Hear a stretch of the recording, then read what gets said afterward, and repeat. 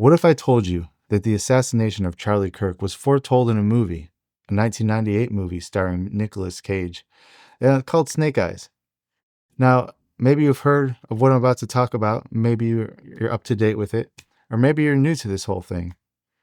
Either way, what we're about to do in this video is going to blow this whole thing open and leave no room for doubt that this is predictive programming. This is Operation Mockingbird. This is actually a little bit deeper than both of those things because, in my opinion, this is a classic case of the writers of a movie getting information from demons, from spirits, from the spiritual realm about future events that will come. So we're going to get into this in more detail, but real quick, I just want to say that this movie, it stars Nicolas Cage. It's about an event, a live event at Trump Tower, okay, on September 10th.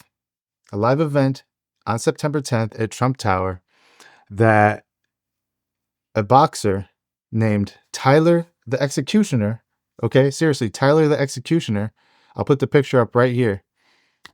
Who is the executioner in our timeline? Tyler, okay? So Tyler the Executioner on September 10th, he causes a distraction and allows a man named Charles, okay, Charlie, Kirkland, Charles Kirkland, to be shot in the neck. Why, you might ask? Well, if it's not creepy enough, it's because, well, let's just say it has to do with Israeli weapons, and some shady things that are happening behind the scenes. Just like in real life, Charlie Kirk came out against Israel and the possible, well, he didn't come out against Israel. He came out against Jeffrey Epstein and the possible ties Jeffrey Epstein had or has with Mossad, Israel's intelligence agency. So, ladies and gentlemen, let me just break this down. And I really want you guys to listen carefully because what we're about to go over and what we're about to explain is really one of the most chilling examples. Some people might call it art imitating life, life imitating art, but I think it's something deeper, something far darker than that. And that's channeling something. That's the people that wrote this movie were channeling something far darker. And it's really unavoidable at this point, and it's unexplainable unless you really use critical thinking and you think about this through the lens of the Bible. And we'll get into that. So we're going to make this whole thing connect in ways that people, your mind's going to be blown. Okay. So this isn't some vague connection. It really isn't. It's not a loose metaphor. We're not grasping at straws here. We're not forcing this thing. No, this is a direct mirror. Seriously, line for line, shot for shot, no pun intended. It's between this Hollywood film and a real world assassination of Charlie Kirk. What, 2-3 weeks ago now? Okay. So stick with me. We're going to break this down and make sure you stick around to the end because I'm going to wrap this whole thing together in a nice, tidy little bow. And it's going to leave no room for interpretation because the Bible talks about this stuff happening. And the Bible is 100% real. So this proves it. All right, let's get into it. Maybe you know the film. Maybe you've seen it. Maybe you haven't. Snake Eyes. It was directed by Brian De Palma, starring Nicolas Cage. And on the surface, it's a flashy thriller. There's neon lights. There's all these crazy things happening. There's fancy editing, split screen shots. It was a cool movie at the time. Nobody thought there was anything deeper associated with it. And at the heart of this movie, it's an assassination plot that foreshadows in chilling detail the death of Charlie Kirk, like we talked about. But we're going to get into it a little bit deeper here.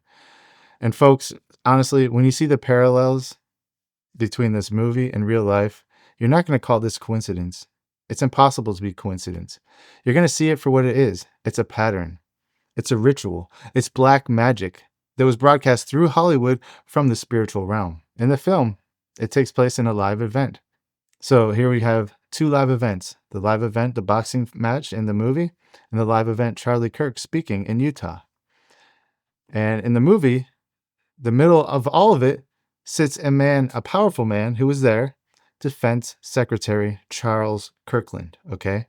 Remember that name, Kirkland, Charlie Kirk, Charles Kirkland. It's the same thing, okay? Now, as the fight begins, One of the boxers, Lincoln Tyler, whose name is Tyler the Executioner in the movie.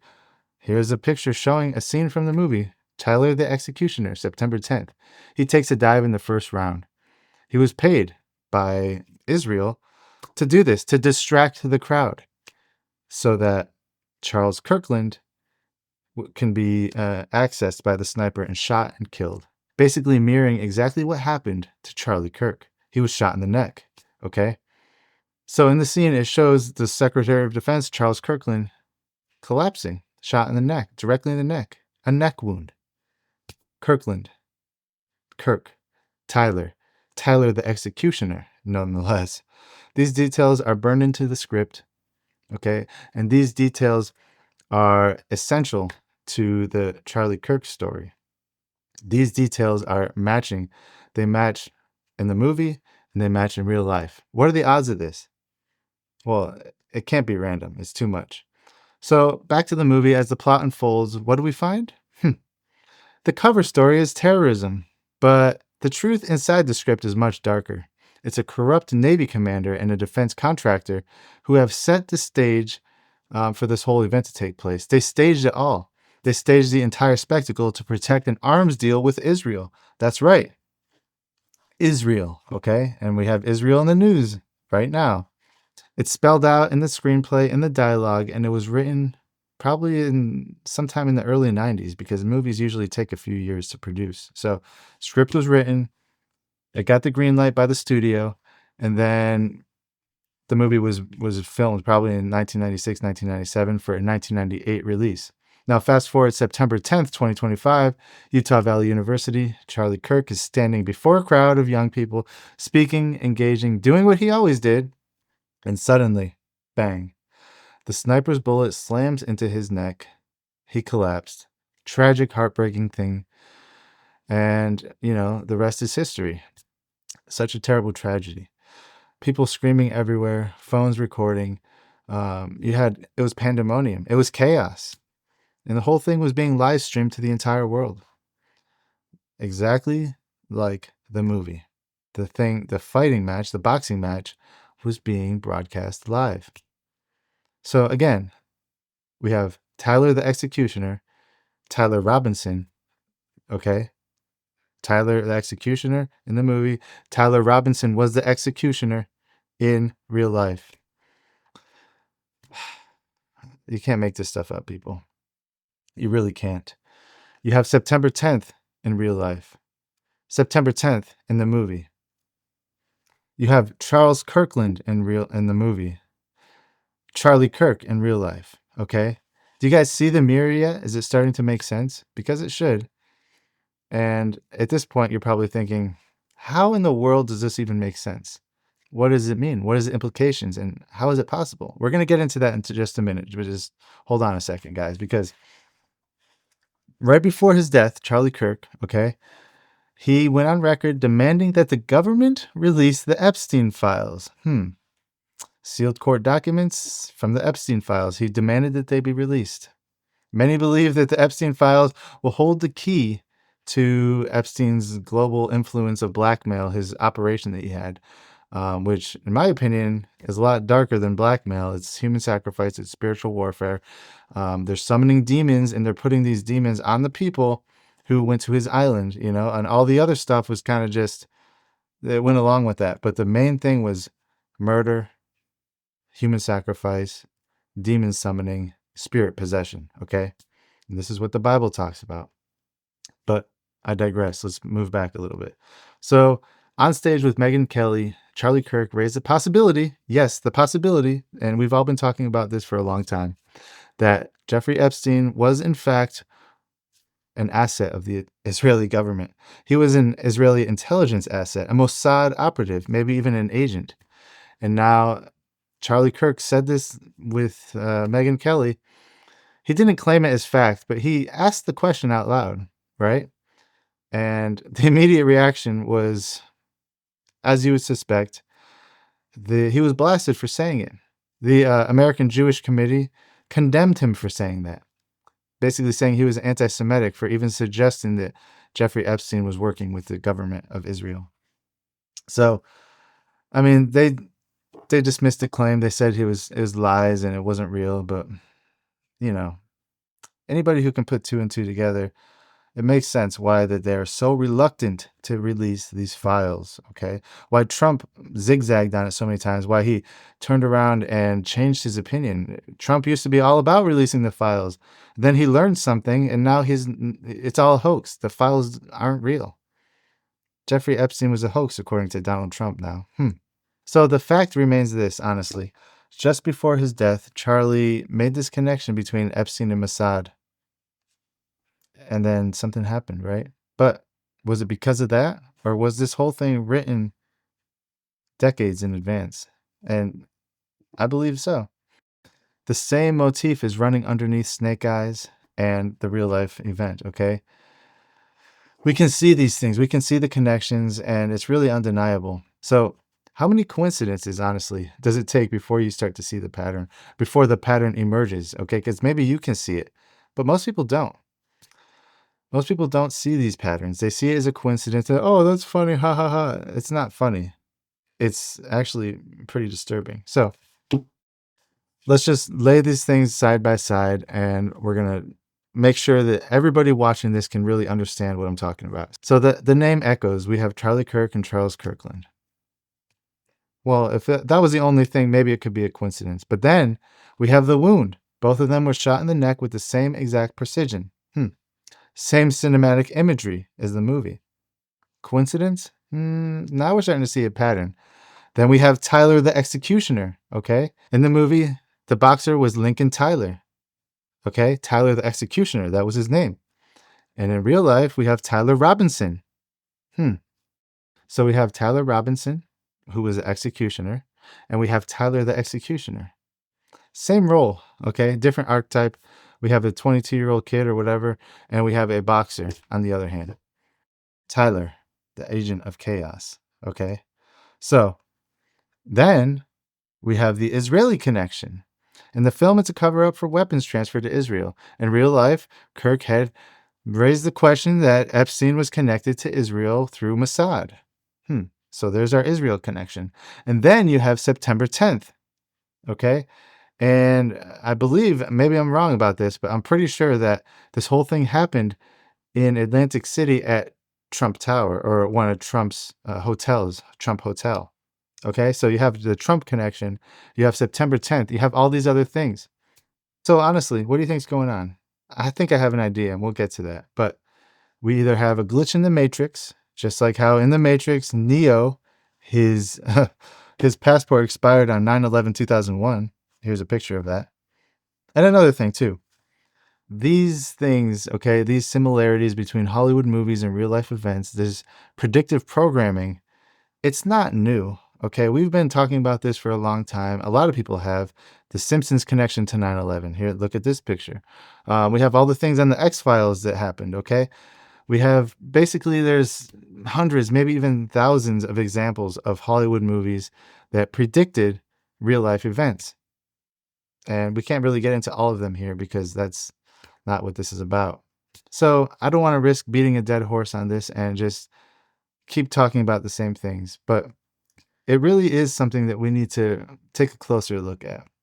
We need to really understand the methodology behind this and the inspiration for the people who wrote this movie, right? What is it?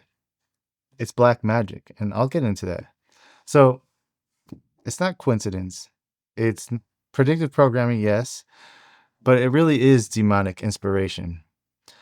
It is the people, whether knowingly or not, they open themselves up to demonic inspiration. They open themselves up to the spirit realm. And that's what's happening here, okay? Now, folks, I want you to hear me out, okay? I want you to hear me loud and clear. And I don't want people to misunderstand what I'm about to say because it's very important. What we're dealing with here is not random. It's not chance. It's not sloppy writing. It's not even lazy Hollywood tropes. No, it's far more sinister and it's far darker than anybody can realize. What we're seeing over and over again through the systematic use of predictive programming is occult ritual. It's satanic. It really is. And it's known in occult circles as lesser magic, but more specifically, the revelation of method. The revelation of method is well-known occult um, practice. Basically, what it says is when you do a ritual, when you're trying to influence the future, you have to show the public. You have to show it first, right? So if they're planning on doing X, they have to show what X is in advance. They have to put it out into the world. They have to bury it into people's consciousness before they actually do the thing. So you might be thinking, how does that make sense? You'll see. You'll see. It gets pretty deep here in just a minute. So this thing that we're talking about here, the revelation of method, it's just a framework. It's the framework that the elite use. They follow themselves, and they believe that, like we just said, before they unleash their next crisis, their next assassination, their big next false flag, they have to show you this first. It's part of their ritual. They have to show it to people, and they have to put it in your face. And that's why so many Hollywood movies, TV shows, and all these things predict things, right? That's why. It's occultism. It's just ritual. And you might be wondering, how do they get this knowledge? Okay. How do they get it? How do they know these things are going to happen? The same way that when somebody goes to a medium or some sort of psychic and asks what their future is going to be, the demons are going to tell you what your future is. Okay. What do you think psychics, where do you think they get their information? They get it from the spirit realm. The spirits, the demons, the fallen angels, they know what's going to happen. They see the future. And in a way, they might not know every single detail, right? Because it says in the Bible that the Lord knows the beginning from the end. So the Lord knows everything. But these demons, these spirits, these things that live over there, they have access to it too. They definitely don't have as much access as the Lord, because the Lord, he knows everything. But these things, they can see the future. That's why in the Bible it tells you not to consult a medium, because they're consulting with spirits. And we're not supposed to be associated with spirits, with demons, with any of that stuff, right? And, in my opinion, that's really how they come to agreement on this. It's just my analysis, and it comes out of the occult literature. It's well known. There's been confessions from occultists themselves. There's been books written about it. They call it a psychodrama. They call it ritual theater. And Hollywood has been an altar for black magic for decades. It really has. Let's bring all this in a little bit more, okay? Because I feel like we're out here. Let's bring it in a little bit more and talk a little bit more about predictive programming. Because I've stated that I believe that this comes from the spirit realm. Other people might disagree with me. So we're going to cover the possibilities, at least the three major possibilities of how they've got this information and put it into the movie. So the simple answer here would be just basic predictive programming, right? You condition the public by slipping future events into entertainment, right? Into movies, into TV shows, into books, so that when the actual event happens in real life, it feels normal, or it feels like you're in a movie. How many times did you hear people say when they see something crazy happen, oh, it feels like I was in a movie. It feels like I'm in a movie. It doesn't feel real. When 9/11 happened, I remember it. Everybody was saying, it feels like a movie. It doesn't feel real. Why? We've seen these things in movies before. They want us to be accustomed to these things. So they put these images in movies so that when we see them in real life, it feels normal. It feels inevitable, right? It doesn't shock us like it would if we hadn't seen it. It basically lulls people into a sense of security. The subconscious has already accepted it, right? That's why they've showed it to us. We've accepted it, just like the Simpsons episode that referred to 9/11 before 9/11 happened. Yeah, I've seen that before. That's what people are thinking. And that's by design. That's why after COVID hit, millions of people looked back at the movie Contagion and said, this feels eerily similar to real life events, because they had already scripted the whole thing out. They preloaded it with imagery, with everything, the phrases, the narrative beats, basically the characters, the chaos, the whole thing's in the movie Contagion. So predictive programming is more about eroding the resistance, just subconsciously showing people things. So when it happens, they accept it. It works. It really does. It's a psychological trick that they use, but that doesn't explain where they get this knowledge from, because you can't just say, okay, 20 years from now, this movie is going to come true in a different way. X, Y, and Z is going to happen just like in the movie. You can't just say that unless you're getting this information from somewhere else, right? You can't just make this stuff up. And the elite can't pre-plan this, right? How can they pre-plan it? Charlie Kirk was just a kid when the movie was written and filmed and shown in theaters. Charlie Kirk was what, 5, 6, 7 years old, something like that. So it doesn't make sense that the elite would say, oh, there's this baby here. We're going to raise this baby up and we're going to infiltrate his family and we're going to make him into some speaker and, a famous person on YouTube and everywhere else. And then we're going to enact this plan, right? Because you can't control somebody's life like that. So the more likely explanation is that, like I said before, these people are getting the information from demons, from spirits, from the other side. They're consulting psychics, maybe intentionally or not. Who knows? It's possible that somebody can open themselves up to things like demonic influence, okay, without even trying. If you open these doors in your life and you're not a Christian, you have open doors, the spirit realm will influence you. And somebody like a writer, look at Stephen King, for example.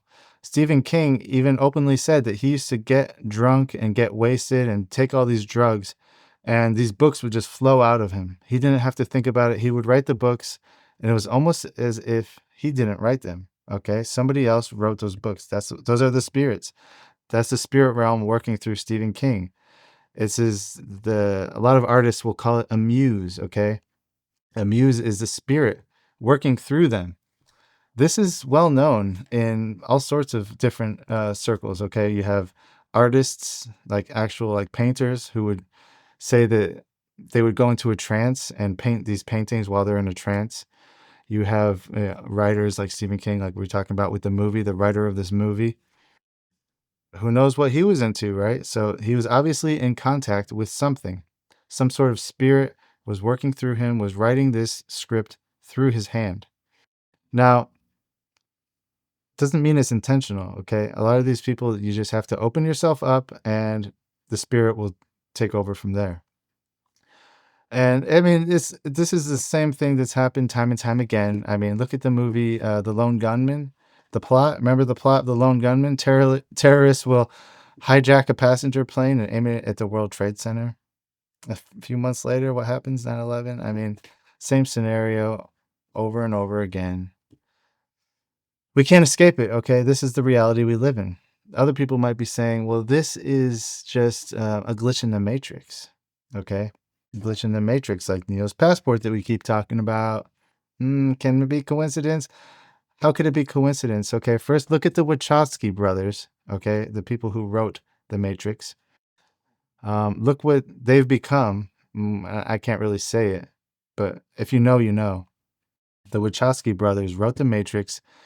They're into some stuff, and now look at them, okay? That just shows everything you need to know. Anyway, how did they come up with the number 9/11/2001 on Neo's passport? Coincidence? I don't think so. Okay. Look at all the other things that are happening in the Matrix that are happening now. In the Matrix, they were able to program themselves and learn languages, learn fighting skills, learn all these things by programming a computer. That's exactly what's happening now with Neuralink. I mean, is it coincidence? It's not. They're literally just getting this information. The spirits are telling them there will be a time when this happens. Put this date here, intentionally or not. They might feel when they're writing, um, Neo's passport has to say 9/11/2001. They don't know why they would have to put 9/11/2001, but they would feel it so strongly in their spirit that they would literally be forced to put it down. It's just something they don't understand why, but they have to put it down. On the flip side of that, they do understand why, and they're consciously doing rituals and calling these spirits into them to possess them, to help them write this, okay? That's probably a possibility too. Oh, that definitely is a possibility. Okay, this whole thing isn't just me making stuff up. It's a prop, it's a set piece. It was made as a physical item in the movie. Look, I mean, you can't make this stuff up, guys. So I think that Matrix came out like 1 or 2 years. No, it was like 2 years before 9/11. Okay. And then all the weird things on The Simpsons. We've talked about the 9/11 imagery already, but what about Trump riding the escalator when he became president? Simpsons predicted that too. What about the fact that The Simpsons predicted Disney buying Fox? Yeah, Simpsons predicted that too, that Disney would buy Fox, and it happened. So these things happen, guys. I mean, it's shocking, but it really shouldn't be to us or to most people, because we can see these patterns, and these patterns are just blatantly obvious to us. So, I mean, you can call it predictive programming, you can call it revelation of the method, you can call it lesser magic, you can call it simulation theories, glitch in the matrix, the Mandela effect, spirit channeling, demon possession, demon oppression. But the bottom line is this: we are living in a world where fiction and reality are merging, where spirits whisper into the writers of these scripts and into our culture itself. But listen to me, guys. God will not be mocked. Nope, he will not. He warned us. He armed us, and he told us to test the spirits and to put on the armor of God. Is your armor of God on? Have you put it on? Well, you should. You need to resist the devil, and he will flee. He's scared of us, guys. So, what do you think about this, guys? Seriously, put it in the comments below. I want to thank you all for watching, and God bless you all.